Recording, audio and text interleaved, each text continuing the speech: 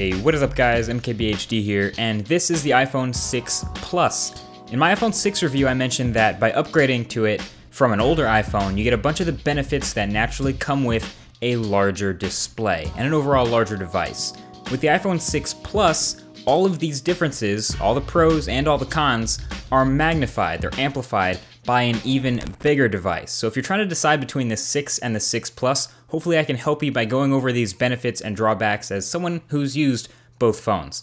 Benefit number 1, larger display. So the iPhone 6 Plus has a 5.5-inch 1080p display versus the iPhone 6's 4.7-inch, which means everything you look at on the screen, everything you interact with, the panel that you're staring at all day is bigger. So you get a bigger keyboard for an easier typing experience, especially if you have big thumbs like me. You can watch videos bigger and game bigger and browse the web bigger and read more documents bigger. Basically anything consuming media is bigger. It doesn't necessarily show more information, but it shows the same amount of information in a larger and generally more enjoyable way. Plus, if you have games and videos that are 1080p, the 6 Plus will fully take advantage of them.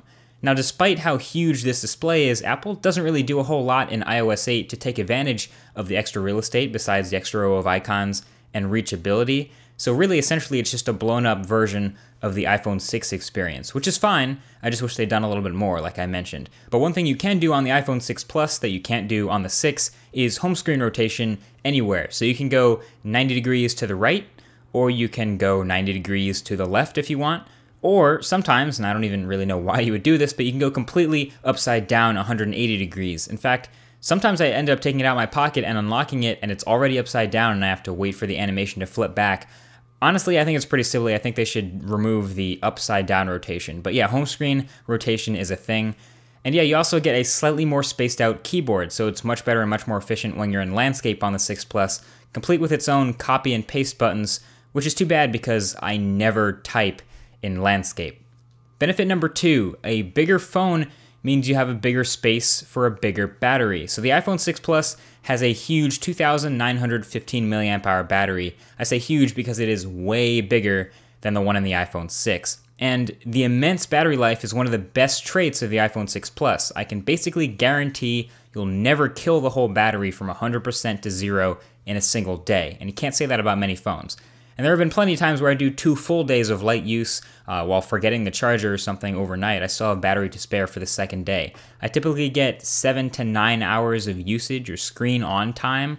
But again, there have been plenty of days where I get way more than that and I don't use the phone as heavily. Take this day, for example, when I was mostly using it as a camera all day and had the 6.5 hours of usage with 61% battery left at the end of the day. Basically, this thing is a battery champ. Go to sleep with 50% charge, you'll wake up with that 50% charge, stand by for days. And the only con here really is that it takes a little bit longer to charge up. Benefit number 3, optical image stabilization. This is huge. The iPhone 6 camera was already really good, but having more space inside the body of the iPhone 6 Plus gives some space for some bigger camera optics, meaning they fit optical image stabilization in the iPhone 6 Plus. This is stabilization done with hardware, which is different from stabilization done with software. It's the actual elements of the lens moving around to compensate for your shaky hand, rather than software stabilization that a lot of other phones have that doesn't work nearly as well. The result is 2 things. 1, the iPhone 6 Plus becomes a low-light beast, allowing the shutter to stay open a little longer to capture more light without blurring the image. And this combined with optical image stabilization makes some of the best low-light shots I've ever seen from a phone with no flash. And 2, OIS is awesome for video. You can take a super shaky shot and make it seem slightly less shaky, or even take a slightly shaky shot and make it seem like it's on a tripod. So you can move around a lot more and have a lot less fear about getting the shot you want from a fast-moving object or a subject that's moving all over the place. Basically, the iPhone 6 Plus now takes some of the best 1080p video from any smartphone, and also takes some of the best photos from any smartphone, period. And as a Pixel peeper, I love that. So downside number 1.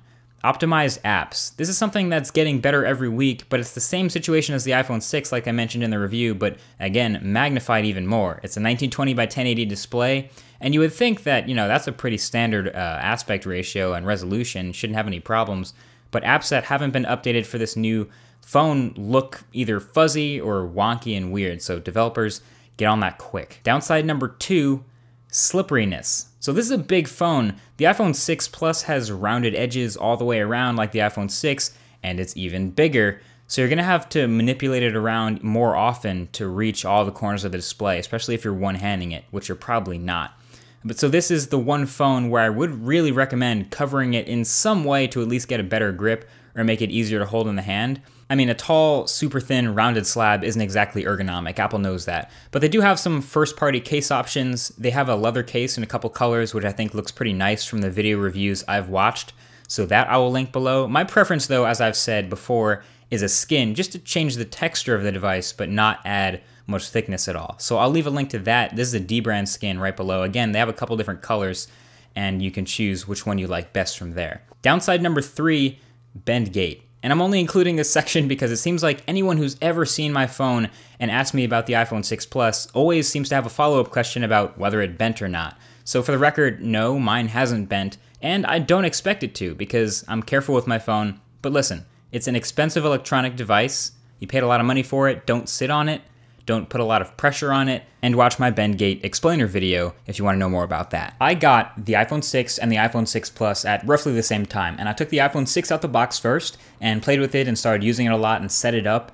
And then I took the iPhone 6 Plus out the box and immediately knew that I liked it more than the iPhone 6. I don't know if it was the feel in the hand or just the fact that I'm more used to devices this size than the smaller iPhone 6. Whatever it was, I am one of billions, but I like, personally, the iPhone 6 Plus more. So that's why I picked it, and that's why I chose it more. And you can choose if the benefits that I showed you are worth more than the drawbacks to you, but that's been my overall thoughts on the iPhone 6 Plus. So that's been it. Thanks for watching, and I'll talk to you guys in the next one. Peace.